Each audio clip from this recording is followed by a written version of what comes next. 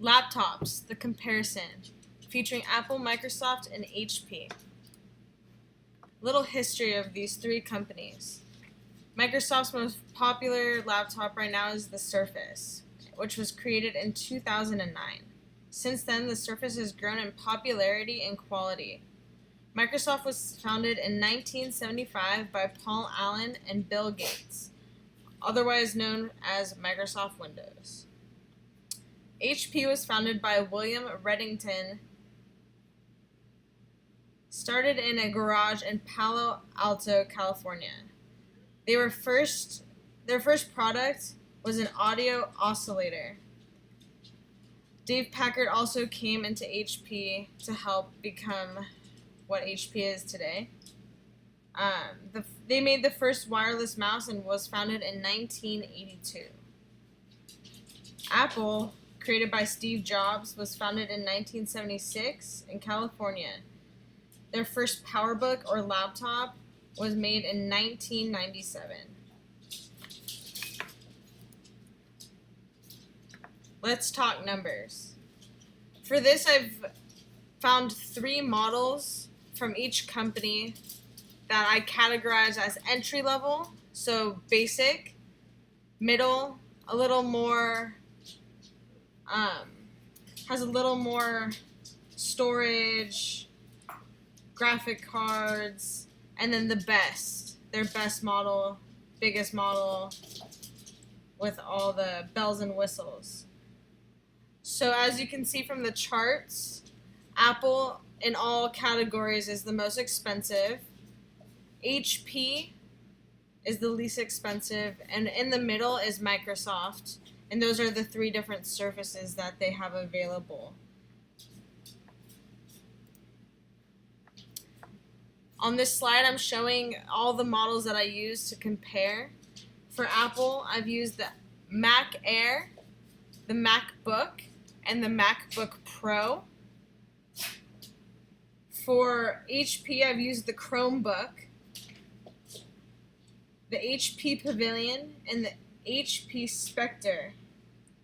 And for the Microsoft, I've used Surface Pro, the Surface Laptop, and the Surface Book.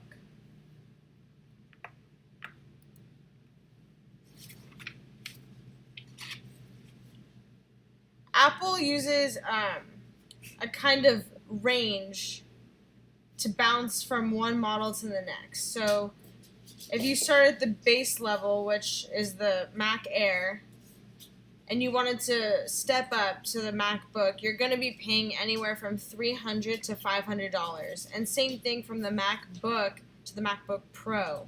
It's going to be about a $300 to $500 range with basic specs. Apple does offer customizable specs, which cost more. HP starts low to attract different kinds of buyers, more buyers, that aren't ready to spend big money on laptops. And then they also have a wider variety of models.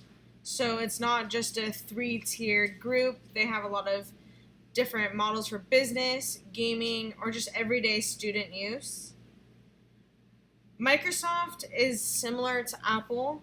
Their range is a little bit lower. So to go from base to middle to best, you're looking at a $200 to $500 range.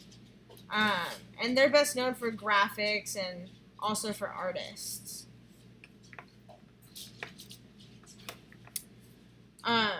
Apple uses a price skimming. They know they have a quality product and they price accordingly. They are the leader in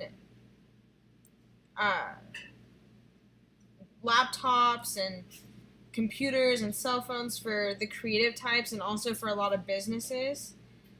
And because of this, people are willing to pay for the Apple name to be in to have the same Apple products throughout their life. HP uses penetration pricing. HP is a newer to the laptop game. Their first laptop was created in 2009.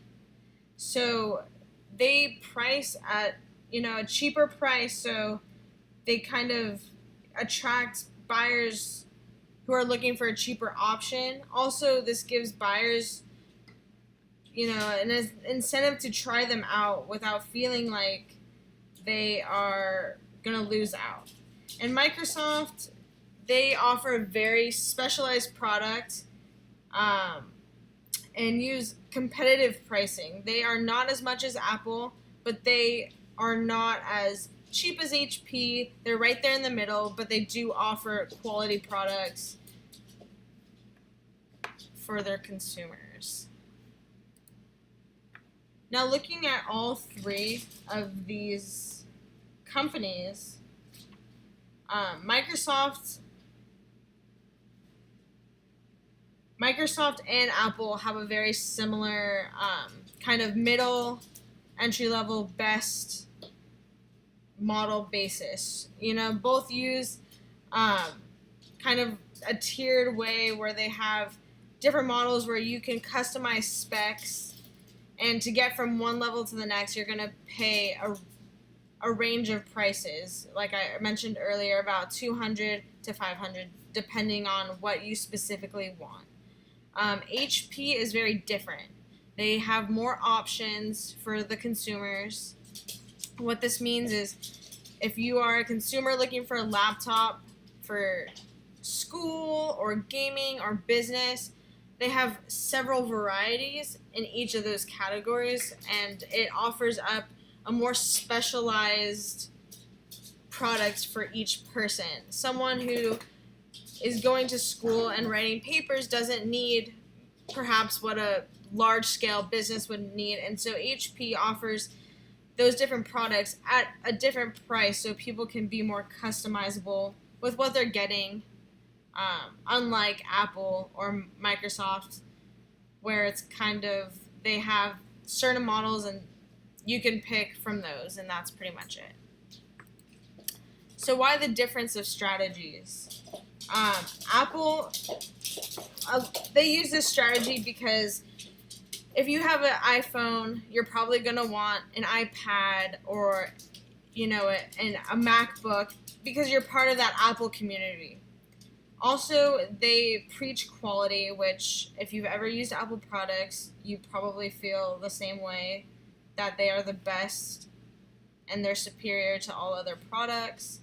So Apple kind of has this cornerstone on anyone who maybe makes videos or, uses Adobe, and they have a certain look, a certain style, and people will pay their premium price.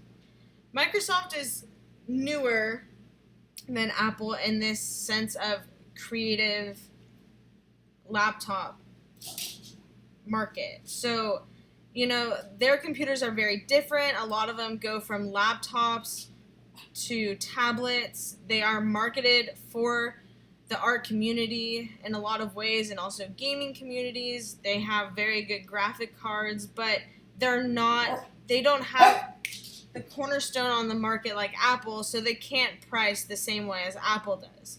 So they have the more competitive pricing in terms of, we're better than a lot of the other brands, but we're a cheaper version of Apple. So that's their strategy, kind of using it as an alternative to a more expensive product. And HP, like I've mentioned before, they're, maybe for the beginner or for someone who isn't worried about name brands, needs it for school, doesn't have the money to invest in a more expensive product. It's less of a commitment. So, their strategy is looking at the people who don't want to spend the premium price for these products, but still need it. For people who need something more affordable, more attainable, or more basic. So HP definitely offers products and prices that a lot of the other competitors just cannot match or beat. And so that is why they all can be successful in the same market. Here are my references. Thank you very much for watching.